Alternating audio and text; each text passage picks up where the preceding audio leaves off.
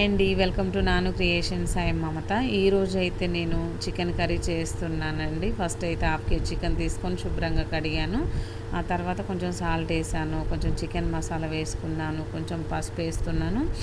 తర్వాత onion paste అయితే వేసుకుందామండి. ఇందులో అయితే నేను గార్లిక్, పచ్చిమిర్చి, ఆనియన్స్ ఈ 3 ఇంగ్రీడియంట్స్ వేసుకొని పేస్ట్ అయితే చేసుకున్నాను అనమాట. చాలా చాలా టేస్ట్ ఉంటుంది. గ్రేవీ కూడా చాలా ఎక్కువగా వస్తుంది. విషయం ఏంటంటే నేను అల్లం వేయలేదండి, నా దగ్గర లేకుండే. మనం అల్లం లేకున్నా సరే ఎల్లిపాయలు ఒకటి పేస్ట్ చేసుకొని వేసుకుంటే సూపర్ అంటే సూపర్ టేస్ట్ ఉంటుందండి. చికెన్ కర్రీ అయినా సరే, ఏ కూర అయినా సరే ఎల్లిపాయలు వేసుకుంటే చాలా బాగుంటుంది. అది హెల్త్కి చాలా మంచిది కూడా. ఎల్లిపాయలు ఎంత వాడితే అంత మంచిది. అది కూడా హార్ట్కి చాలా బాగుంటుంది అన్నమాట టేస్ట్ అయితే. ఓకే ఫ్రెండ్స్, నేనైతే అలా పేస్ట్ చేసి వేసుకున్నాను. ఫైనల్గా కొంచెం కారం వేసుకున్నాను. దీని అంతటిని కూడా బాగా మిక్స్ చేసేసుకుందామండి. ఇలా మిక్స్ చేసేసుకొని పక్కన పెట్టేసుకుందాము. మనము టైంని బట్టి ఎంతసేపు పక్కన పెట్టేసి అంత సాఫ్ట్గా జ్యూసీగా ఉంటుంది. మనం చేసేది కర్రీ కాబట్టి అసలు 2 మినిట్స్ పక్కన పెట్టినా బాగానే ఉంటుంది, 1 అవర్ పక్కన పెట్టినా బాగానే ఉంటుంది. బిర్యానీకి అయితే అవర్స్ పక్కన పెట్టేసుకోవాలి, కానీ కర్రీకి అవసరం లేదు. ఓకే, చూసారు కదా. ఫస్ట్ అయితే నేను ఒక గిన్నె పెట్టేశాను. దానికి కొంచెం ఆయిల్ తీసుకుంటున్నాను. కొంచెం ఆయిల్ ఎక్కువనే వేసుకుంటున్నాను, ఎందుకంటే మనం చేసే చికెన్ కర్రీ కాబట్టి ఆయిల్ వేసుకుంటున్నాను ఎక్కువగా. నేను ఏ కూర వండినా అదే చెప్తానండి, కూరలో ఆయిల్ ఎక్కువ వేసుకుంటేనే బాగుంటుందని. చికెన్ కాదు, మటన్ కాదు, లేదంటే కూరగాయలని కాదు, కానీ ఈ మనము వేసేది కొంచెం ఆయిల్ ఎక్కువ వేసుకుంటేనే బాగుంటుంది. ఓకే, తర్వాత ఆయిల్ బాగా హీట్ అయిన తర్వాత కొంచెం జీలకర్ర మెంతులు వేసుకుందామండి. జీలకర్ర మెంతులు మంచిగా ఇట్లా వేగిన తర్వాత చికెన్ అయితే ఇందులోకి యాడ్ చేసేసుకుందాము. ఆనియన్స్ ఆల్రెడీ మనం పేస్ట్ చేసి వేసుకున్నాం కాబట్టి ఇందులో వేయాల్సిన పని లేదు. ఇంక ఇందులో అయితే చికెన్ అయితే యాడ్ చేసేసుకుందాము. చూసారు కదండి, ఇంత వేడిగా ఉండాలి అన్నమాట. ఆయిల్ అనేది పర్ఫెక్ట్గా ఉడుకుతుంది. చికెన్ మొత్తాన్ని కూడా నేను ఇందులో వేసేసుకున్నాను. తర్వాత మంచిగా కలిపేసుకుందామండి. ఎక్కువ కలపొద్దు అండి, నేను ప్రతి వీడియోలో చెప్తానే ఉంటాను. చికెన్ అయినా సరే, ఏదైనా కూరగాయలైనా సరే ఒక్కసారి అటు ఇటుగా అంటే అయిపోతుంది అంతే. ఇక ఇందులో ఏముందండి, ఈ విధంగా కలిపేసుకుంటే సరిపోతుంది.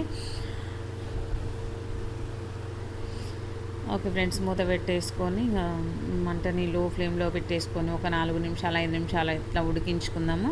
మనకైతే చికెన్ చాలా సాఫ్ట్గా మంచిగా కుక్ అవుతుంది అన్నమాట. ఓకే ఫ్రెండ్స్, చూసారు కదా, ఆయిల్ పైన తేలింది. మనకి జస్ట్ 5 మినిట్స్లో చికెన్ కర్రీ అనేది పర్ఫెక్ట్గా రెడీ అయిపోతుంది.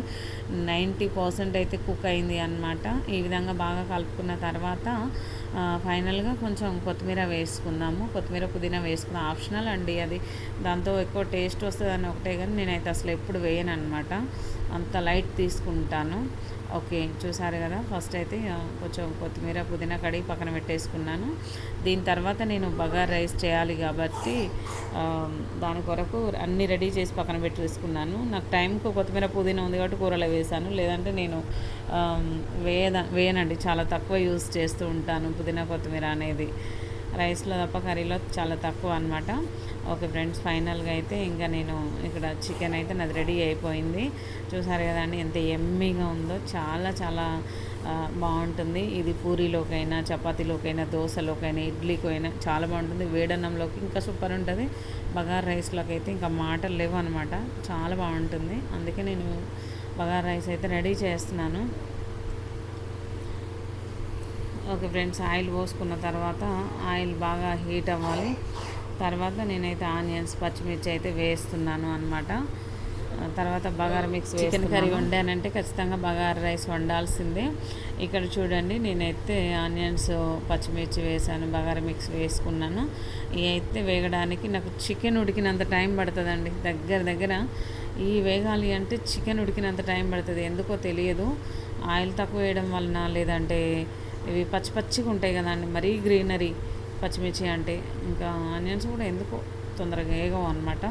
సరే, ఇదైతే చాలా టైం పడుతుంది. మంటను లో ఫ్లేమ్లోనే పెట్టేసుకొని వేయించుకుందాము. ఇంకా చూడండి, నేనైతే చెక్క, లవంగ, ఇలాచి, సాజీరా అన్నీ వేసుకున్నాను. ఇవన్నీ వేసుకుంటేనే బగారా రైస్ చాలా టేస్టీగా ఉంటుంది. నా దగ్గర అల్లం లేదండి. ఇదే టైంలో మనం అల్లం వేసుకోవాలి. అల్లం వేసుకుంటే చాలా చాలా టేస్టీగా ఉంటుంది. వేయకుండా బాగుంటుంది, ఆప్షనల్ అనమాట. కొంతమంది వేయరు, కొంతమంది వేస్తుంటారు. నా దగ్గర ఉంటే వేస్తాను, లేదంటే స్కిప్ చేస్తాను. నేనైతే కలర్ కోసం కొంచెం పసుపు అయితే వేసాను అనమాట. ఓకే ఫ్రెండ్స్, చూసారు కదండి. నాకెందుకో ఇది అంత బోడబోడగా కనిపిస్తూ ఉంది. బగారా రైస్ వేస్తే ఆకులు వేయాలి కదండి, ఆకులు వేయడం మర్చిపోయాను, లాస్ట్లో వేసాను అనమాట. ఓకే, ఫైనల్గా అయితే పుదీనా కొత్తిమీర చల్లుకున్నాను. ఈ విధంగా వేసుకున్న తర్వాత బాగా కలిపేసుకుందాము. ఇదైతే మంచిగా సాఫ్ట్ అయిపోయిందండి. ఒక 2 నిమిషాల తర్వాత మంచిగా పచ్చివాసన పోయిందాకా వేయించుకున్న తర్వాత దీనిపైన వాటర్ పోసేసుకుందాము. ఫస్టే నేను రైస్ కడిగి నానబెట్టానండి. 1/2 అవర్ అయిపోయింది రైస్ కడిగి. ఇంకా రైస్ వాటర్ అయితే దీనిపైన పోసేద్దాము. చూడండి, రైస్ వాటర్ పోసేసుకున్న తర్వాత దీనిపైన టేస్ట్ సరిపడా సాల్ట్ వేసుకుందాము. తర్వాత కొంచెం చికెన్ మసాలా వేసుకుందామండి. ఇది ఆప్షనల్, వేసుకుంటే చాలా టేస్టీగా ఉంటుంది. ఓకే ఫ్రెండ్స్, ఇవన్నీ వేసుకున్న తర్వాత సాల్ట్ కూడా పర్ఫెక్ట్గా ఉండేలాగా చూసుకోవాలి. ఆల్రెడీ మనం కర్రీలో వేసుకున్నాం కాబట్టి మరి ఎక్కువ వేసుకుంటే ఇందులో చాలా ఎక్కువ అయిపోతుంది. ఓకే అండి, చూసారు కదా. ఇంకా దీన్నైతే బాగా మిక్స్ చేసేసుకుందాము. బాగా బాయిల్ చేసుకున్న తర్వాత ఇందులో నానబెట్టుకున్న రైస్ని అయితే యాడ్ చేసుకుందాము. జస్ట్ 5-6 నిమిషాలు మంటని హై ఫ్లేమ్లో పెట్టేసుకొని వదిలేస్తే పర్ఫెక్ట్గా ఉడుకుతుందండి. దీని మీద మూత పెట్టాల్సిన పని లేదు, పొంగుతుంది కాబట్టి మనం మూత పెట్టకూడదు. ఇంకా చూసారు కదండి, ఎసరు అయితే పర్ఫెక్ట్ అనమాట, అసలు ఎక్కువగా తక్కువ కాదు. ఈ రైస్ అయితే చాలా బాగా కుదిరింది. చూసారు కదా అండి. ఈ వీడియో మీకు నచ్చినట్లయితే లైక్ చేయండి, షేర్ చేయండి, సబ్స్క్రైబ్ చేసుకోండి. Okay friends, bye, thank you.